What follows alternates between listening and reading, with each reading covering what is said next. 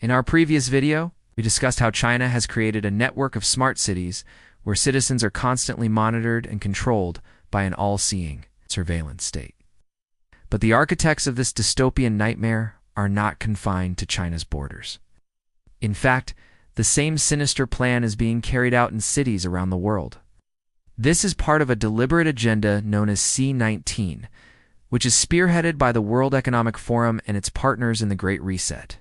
This agenda promotes a vision of the future where every aspect of our lives is controlled and manipulated by unelected technocrats. Agenda 2030 aims to shift power away from governments and into the hands of corporations, non-governmental organizations, and unelected bureaucrats. The end goal is nothing less than total global control. And in today's video, we will expose their plan in all its terrifying detail.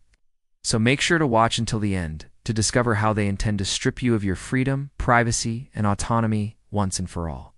Agenda 2030. A blueprint for totalitarian controlat. The heart of the conspiracy to enslave humanity under an Orwellian regime of perpetual control lies the sinisterly named Agenda 2030. This nefarious scheme is the brainchild of the World Economic Forum, WEF, a private but hugely influential body comprising the most powerful figures in global finance and industry. Founded in 1971, the WEF is best known for its annual confab in Davos, Switzerland, which brings together movers and shakers from the worlds of business, politics, and academia to plot the future direction of humanity. However, while it may outwardly appear as a neutral forum for discussion and cooperation, in reality, the WEF is a hotbed of conspiracy and deceit. It was here that some of the most controversial and divisive ideas of recent times were born, including the infamous Great Reset. Launched in June 2020, the Great Reset is a radical plan to fundamentally alter the balance of power across the globe. Its main architects are none other than Klaus Schwab, the founder and executive chairman of the WEF, and his close associate Yuval Noah Harari. Under the guise of addressing the COVID pandemic, the Great Reset proposes sweeping changes to the global economy, society, and environment. In essence, it calls for a massive transfer of wealth and power from the hands of individuals and nation-states into the hands of unelected technocrats. Proponents of the Great Reset argue that these changes are necessary to create a more sustainable and equitable world. However, critics see it as nothing less than a Trojan horse for an Orwellian nightmare, a carefully crafted ruse to strip us of our freedoms and autonomy. One of the most disturbing aspects of the Great Reset is its promotion of digital currencies and central bank-backed cryptocurrencies. CBDCs. These are digital forms of money that are controlled and issued by central banks rather than private entities. While digital currencies may offer some advantages in terms of convenience and efficiency, they also pose a significant threat to individual liberty. The WEF has made it clear that CBDCs are a key component of the Great Reset, seeing them as a means to control the flow of money and limit the ability of individuals to accumulate wealth. With CBDCs, every transaction can be tracked and monitored by the authorities, allowing them to control what we buy, where we spend our money, and even how much cash we can carry with us.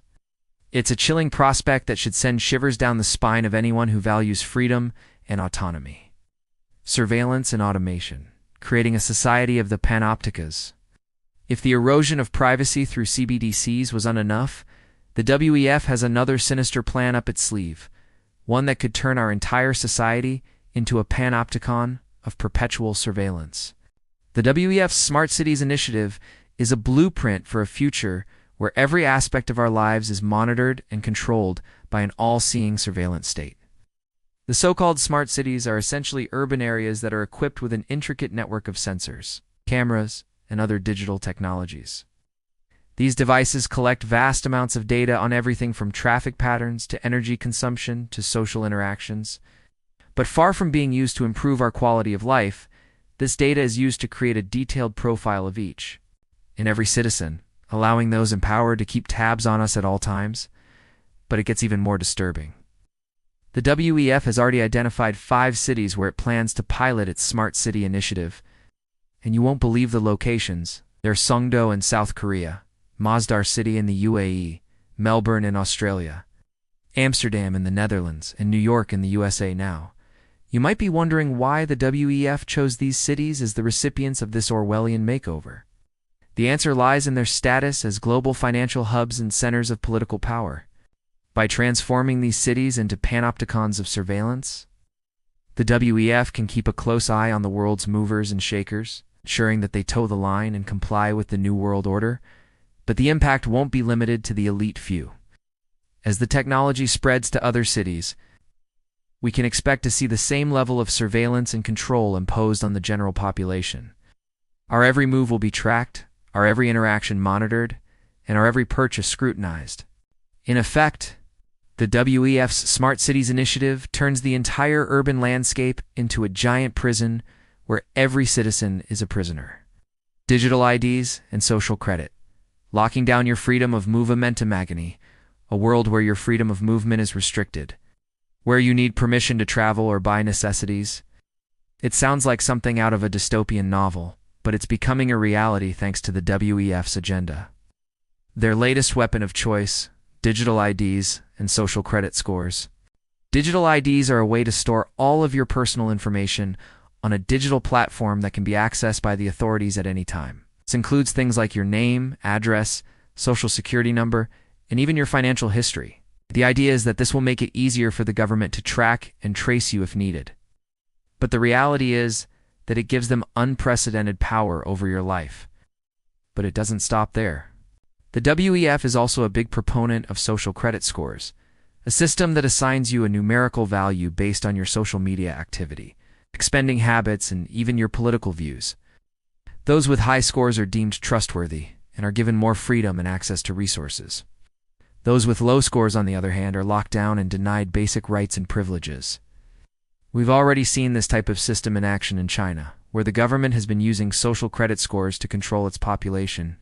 People have been denied loans, jobs, and even travel because of their low scores. It's a chilling example of how this technology can be used to oppress and control people. And the WEF wants to bring it to the rest of the world. With digital IDs and social credit scores, the WEF can keep tabs on everyone, controlling who goes where and when and for how long.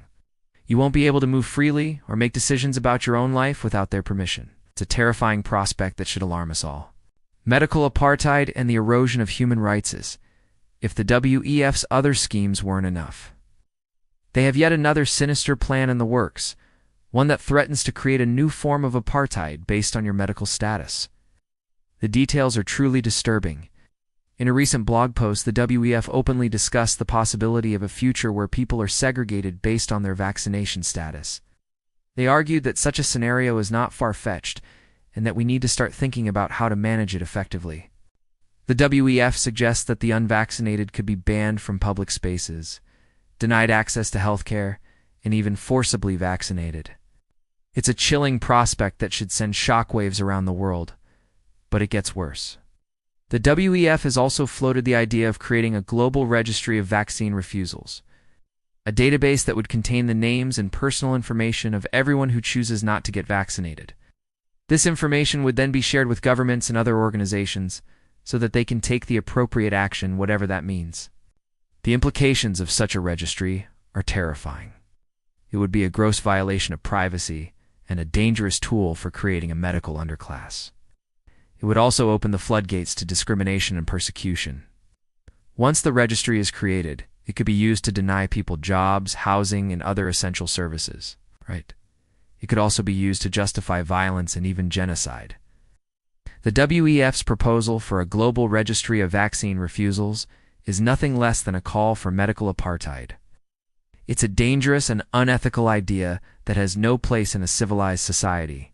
The WEF's agenda is a sinister plan to erode our freedoms, privacy, and autonomy, and concentrate power in the hands of a few.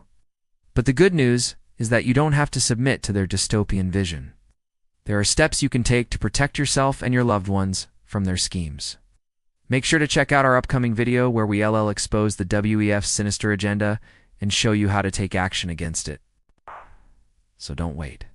Click the subscribe button now and join the growing number of people who are taking a stand against the WEF and its allies. Together, we can build a better future free from the shackles of control and oppression.